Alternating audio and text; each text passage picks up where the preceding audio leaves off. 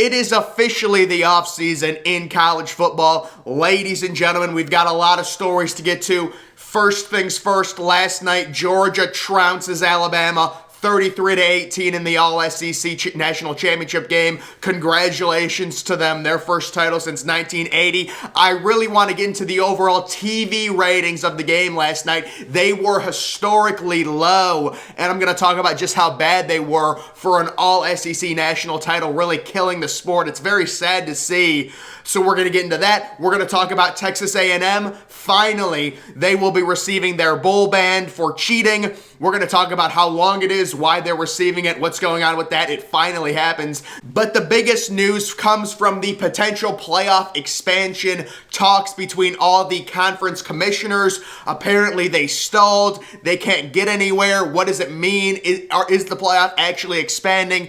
Let's take a look at some tweets here. It says, the synopsis of the college football playoff expansion conversation is that there's going to be another conversation. Bowls, auto qualifiers, and revenue distribution are among factors still in the way. Bill Hancock was optimistic. Bob Bowlesby was vocally frustrated, and they're having another meeting in weeks. Guys, what all of this means is that they're just going to keep meeting until they can finally agree. It's probably about money. I will say, according to that tweet, they're having discussions about auto qualifiers. I feel like that's one thing we can all agree on. You've got in a 12-team playoff, you've got the 5 conference champions as auto bids, and then you've got one group of 5 team as an auto bid, and then the other 6 slots are free and open.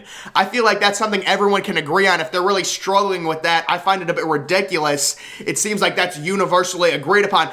But overall, guys, this is ridiculous. I mean, seriously, these college football conference commissioners are so incompetent. How many college football conference commissioners would it take to change a light bulb? I mean, it is ridiculous. These people, they can't agree on anything. They're just going to keep meeting until they agree on expanding the playoffs. It is the obvious answer. It's going to bring them all more revenue. The TV ratings are going to be better. You're going to get more meaningful games. You're going to get less kids opting out of games. It's not a matter of, are we expanding the playoff? It's a matter of how quickly can these idiot commissioners finally agree up on this. It's probably has to do with money or whatever, which conference gets what, maybe some sort of TV deal. Does Fox get some of the playoff games, or does ESPN get all of them?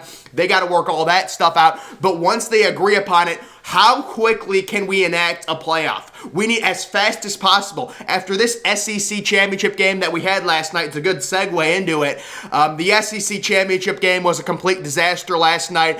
I actually have a friend that is huge into following these ratings. He gets special reports, and he warned me last night. He said, dude, nobody cares about this game. The ratings are going to be a disaster. This is why college football is dying, because it's an all-SEC championship game. I said, I know. It's crazy how low there was really no interest in the general public for this game between Alabama and Georgia. But this morning I was talking to him, and he got the ratings, and he said that Yo Gabba Gabba, a Nickelodeon program or something, reruns of Yo Gabba Gabba last night got higher ratings than the national championship. That's a legitimate thing. Now, I don't know how true that is, but I told him, I said, listen, I'm not surprised. When you look at the college football national semifinal playoff games, the Rose Bowl, which was virtually meaningless between Ohio State and Utah, outdrew both of the playoff games, the semifinal games. There is something severely wrong with college football right now,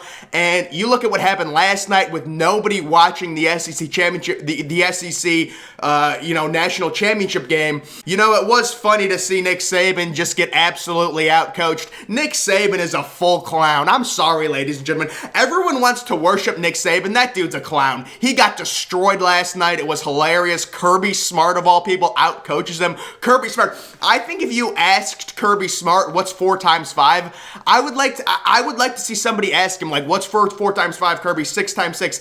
I don't know if he can solve simple math problems with Kirby Smart. I really don't. But Kirby Smart gets Georgia's first national title since 1980. It's funny.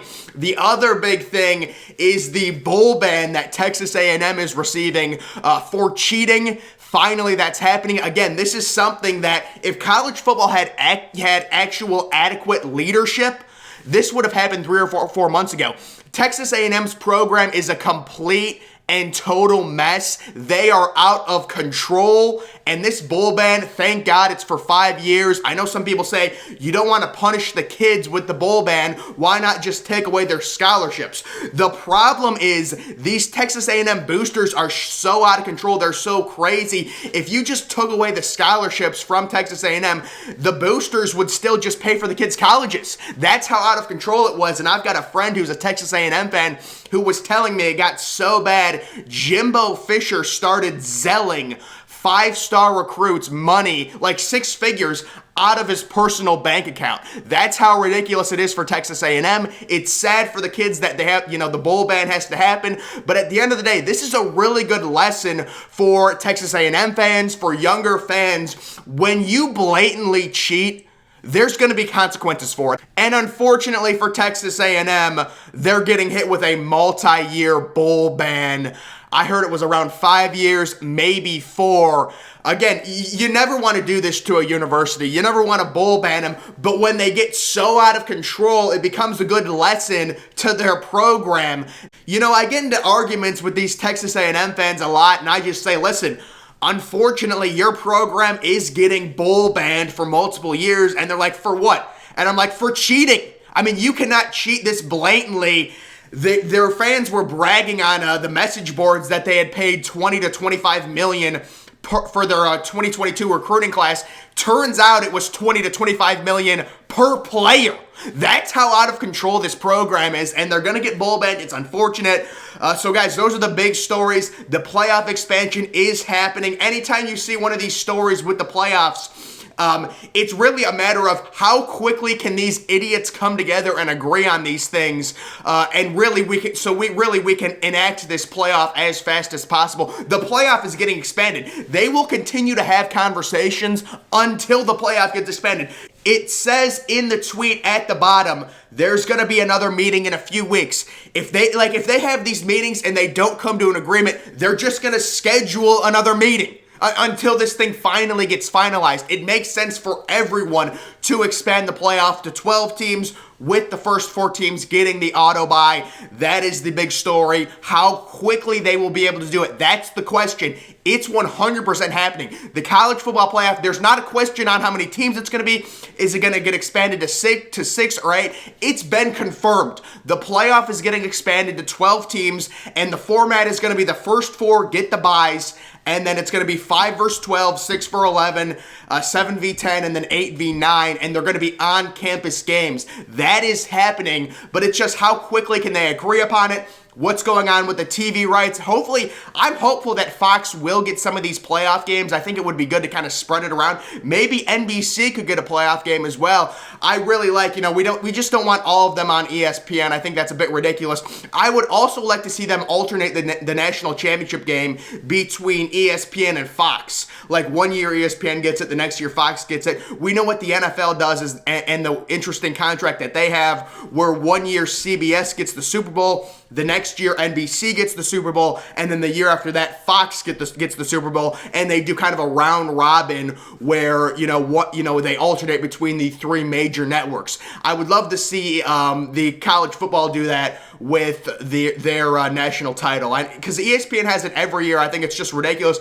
But guys, the other big story, the SEC championship game. Alabama, after watching that performance last night, I think I'm going to move Ohio State up to my preseason number 1 for 2022. I think I'm going to do that. I think I'm going to go ahead and do that. After watching CJ Stroud in the Rose Bowl and then watching Bryce Young last night, yeah, I think Ohio State's my new 2022 preseason number 1 team.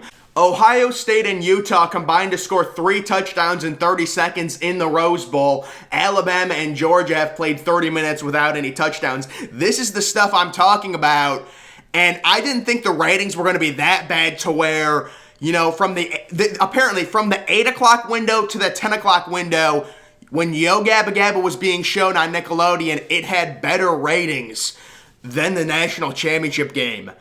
It's disgusting. It's like, that is inexcusable. That tells me that there is something really wrong with college football. And unfortunately, I think the reason why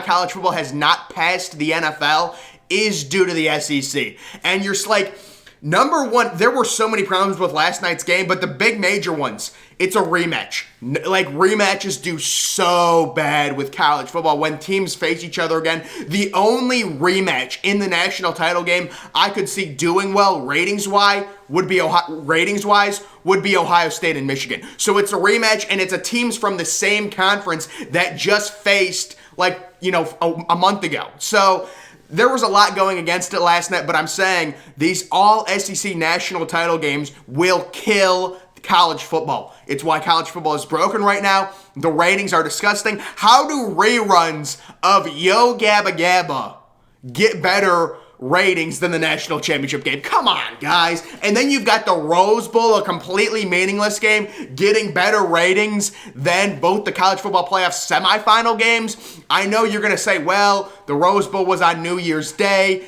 The playoff semifinal games were on New Year's Eve. Does it really matter? The Rose Bowl is meaningless. Whoever wins that game goes nowhere. Whoever wins the playoff semifinal games goes to the national championship. How do those games get worse ratings? There is something wrong with the playoffs, guys. There's something wrong with it. And really, all three games, the two playoff games and the national title games, and the national title were complete duds. I mean, think about it. The Michigan-Georgia game, completely terrible. The Cincinnati-Alabama game, another terrible game. And then the Alabama-Georgia grand finale last night. And just one more thing here to spice things up. USC's Jackson Dart enters the transfer portal. The big story here, this will basically confirm that Caleb Williams is going to USC. He is following Lincoln Riley, and he will finish the last 2 years. He still has 2 years left before he can go to the NFL. So this is a huge get for Lincoln Riley. And wow, Lincoln Riley completely played Oklahoma. You got to feel bad for those fans.